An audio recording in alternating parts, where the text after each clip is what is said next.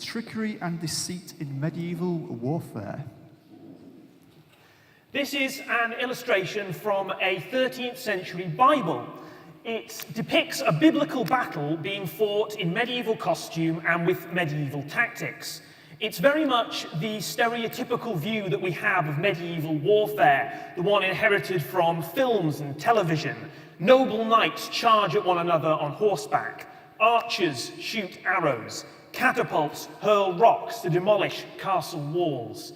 It's a very physical, straightforward kind of fighting. But there was another dimension to medieval warfare, a sneaky dimension. Warfare fought with cunning and stratagems rather than simply brute force. In 1066, at the Battle of Hastings, the Normans defeated the English by luring them off their defensive position on Senlac Hill by pretending to run away. This kind of warfare has been with us since ancient times. We've all heard of the Trojan horse, used to sneak Greek soldiers into the city of Troy.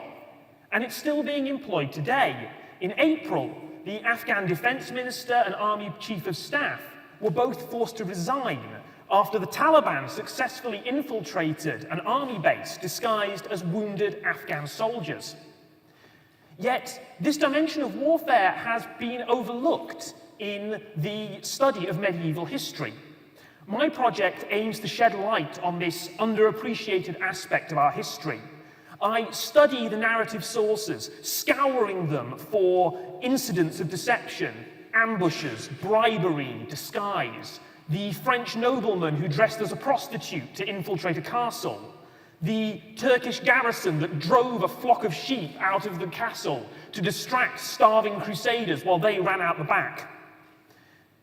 I study them not only for what is said and what was done, but how contemporaries viewed them. Did they consider this a legitimate way of fighting? Did a culture that celebrated physical courage and honor also celebrate the cunning and the crafty? My conclusion is that it seems to have depended very much on where one was standing. If we do it, it's cunning and skillful. If they do it, it's treacherous and cowardly. Trickery does not seem to have been inherently immoral, which allowed contemporaries to interpret it to suit their own agendas. My hope is that my project will create a more nuanced picture of the Middle Ages.